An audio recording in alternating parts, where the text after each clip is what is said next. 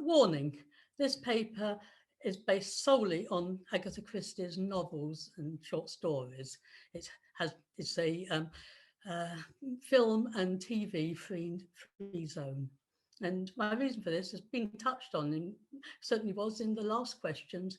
A lot of film and TV dramatizations, especially the later TV ones, have subverted Christie's work, an increasing trend to insert characters where they shouldn't be, and therefore destroying the relationships that Christie had created amongst her characters.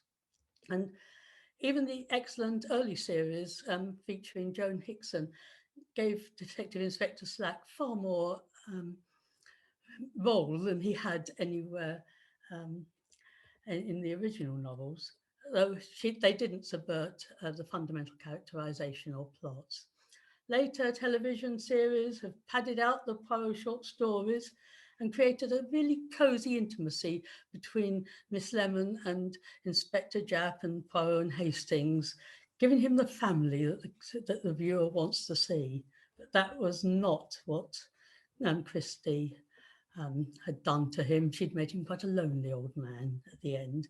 Um, and also, some of the adaptations actually totally subvert the plots and characters, which, again, I think should be spinning in her grave, but that's my opinion.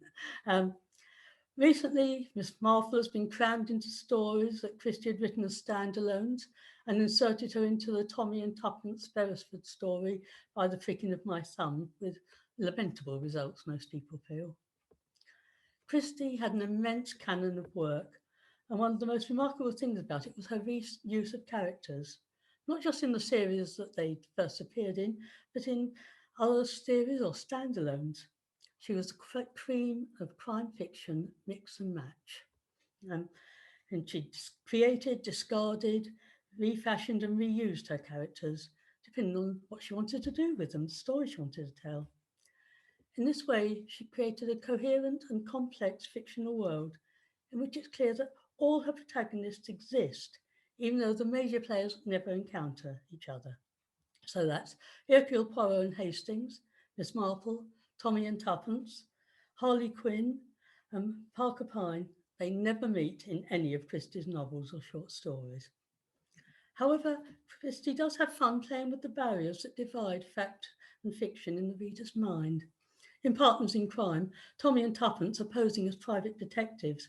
To add spice to the cases they're investigating, they approach each one in the manner of a different fictional detective, although their fictional status is never fully stated. Um, so they could be referring to well chronicled real life detectives. In The Man Who Was Number 16, Christie parodies her own early Poirot mystery, The Big Four. Christie plays a similar trick in the short story The Flock of Geryon, where Miss Carnaby describes the activities of her Pekingese dog. As for Augustus, we have taught him a new trick. We say, die for Sherlock Holmes, die for Mr. Fortune, die for Sir Henry Merivale, and then die for Monsieur Hercule Poirot. And he goes down and lies like a log, lies absolutely still without moving until we say the word. In this way, Poirot is again classified with three well-known fictional detectives, although again, their fictional status is not made clear. In the Poirot novel Cards on the Table, one of the characters asks if Mrs. Oliver is the author of The Body in the Library, a title that Christie reused 6 years later for her second Miss Marple novel, and described in the foreword as one of the cliches of detective fiction. As previously stated, Captain Arthur Hastings is not part of Christie's wider fictional world because he only appears in stories featuring Poirot. Hastings becomes involved in Poirot's first investigation in England, the mysterious affair at Styles. His function is to be the solidly English foil to Poirot's foreign mannerisms, and of course to act as Poirot's biographer. After the mysterious affair of Styles, a large number of short stories, Christie wrote her second Poirot novel, Murder on the Links, and freed herself from the shackles of narrating Poirot's adventures from the first-person viewpoint of Hastings by marrying him off and sending him and his wife to Argentina. However, She brought him back to visit Poirot whenever she felt his viewpoint would be useful, and Hastings took a central role in 6 other Poirot novels and 1 play. All of Hastings' appearances in novels were in books published in the 1920s or 30s, apart from Curtain, Poirot's Last Case, which was published in 1975, but had been written in the 1940s during the Second World War. Detective Inspector James Japp, later Chief Inspector, appeared in the first Poirot adventure and continued to appear regularly until 1940. In total, Japp featured in 7 Poirot novels, 2 short story collections, and the play Black Coffee. After 1940, he is mentioned on several occasions, but he does not appear in person. 5 of the novels in which Japp appeared were narrated by Captain Hastings. So Japp is depicted through his eyes, and in the short story, Kidnapped Prime Minister, he is described as a little ferret-faced fellow. He was an old acquaintance of Poirot's, Detective Inspector Japp, supposed to be one of the smartest of Scotland Yard's officers. However, shortly after, in the disappearance of Mr. Davenham, the intimacy between Japp and Poirot seems to have increased, as Hastings describes, expecting our old friend, Inspector Japp of Scotland Yard, to tea. On this occasion, Japp wagers £5 that Poirot cannot solve the mystery without moving from his chair, a wager that is inevitable that Poirot will win. Excuse me. In later novels, Japp is shown to be an able detective. In 1-2 Buckle My Shoe, he is suspicious from the start that the apparent suicide of a dentist was in fact foul play, based on both instinct and physical evidence. Well, there was the way he was lying. I wouldn't say a man couldn't fall like that, but it wasn't quite right somehow. And there was a trace or 2 on the carpet, as though something had been dragged along it. Although he's mentioned a few times in later Poirot books, Japp disappears from the Poirot investigations at roughly the same time as Hastings. However, Japp has another link to Christie's wider world. In 1924, 2 years after his first appearance in The Mysterious Affair at Styles, he is mentioned in The Secret Adversary, the first book to feature Tommy and Tuppence. After Japp disappears from the Poirot novels, his role is taken by Superintendent Albert Spence, who appears in several Poirot novels, but not in Christie's wider fictional world. Superintendent Battle is a Scotland Yard detective who makes regular appearances in Christie's work for the first 2 decades of her writing career. As with many of her detectives, Christie's description of Battle's physical appearance belies his ability as a detective. A big, square, wooden-faced man moved forward. Not only did the onlooker feel that Superintendent Battle was carved out of wood, he also managed to convey the impression that the wood in question was the timber out of a battleship. Superintendent Battle was supposed to be Scotland Yard's best representative. He always looked stolid and rather stupid. Battle's first appearances are in the adventure mystery novels The Secret of Chimleys and The Seven Dials Mystery. These 2 books are linked by several characters, notably Lady Eileen Bundle Brent and Bill Eversley, and by the location, Chimleys, the home of Bundle's father, Lord Caterham. In these early books, there is an implication that Battle has a Secret Service role, as well as that of a police senior detective. Battle is also mentioned in the standalone novel Murder is Easy, and is the investigating officer in the standalone murder mystery Towards Zero.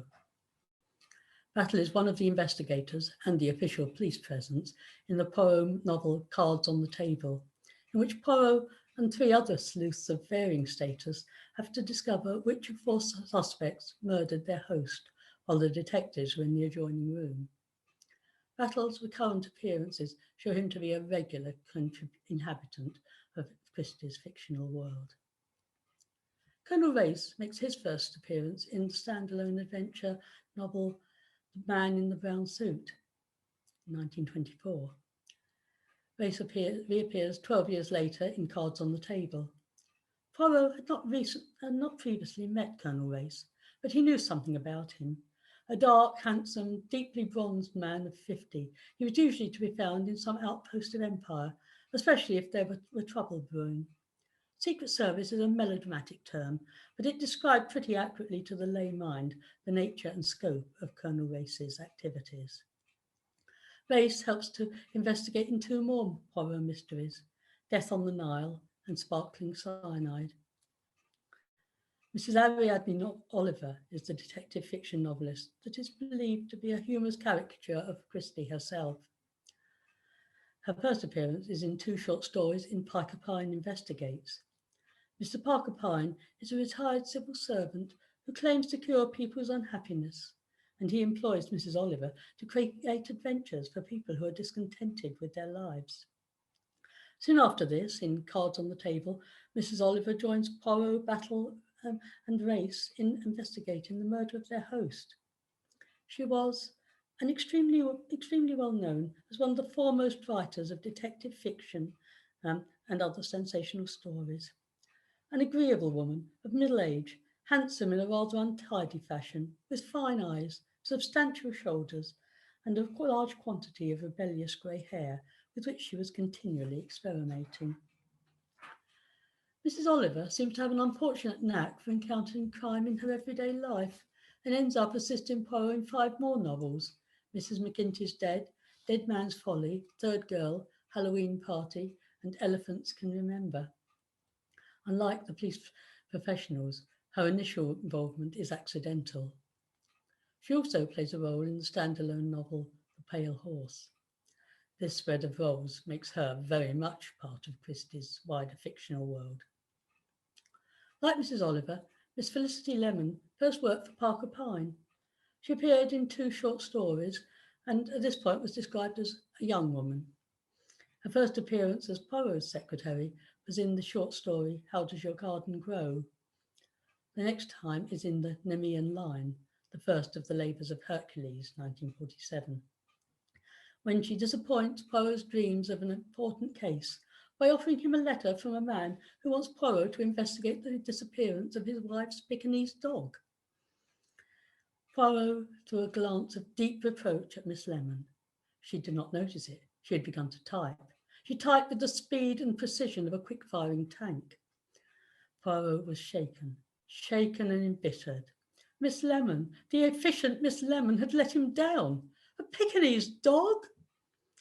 The next time Miss Lemon is mentioned is in Hickory Dickory Dock in 1955. She is still Poirot's secretary, but she has a more significant role than usual because she introduces Poirot to a new case not in her official role, but through her personal life. The story starts with Poirot realising for the first time that Miss Lemon has a life apart from being his perfect secretary. It is in this book that Poirot and the reader discover that Miss Lemon's first name is Felicity. Another shock.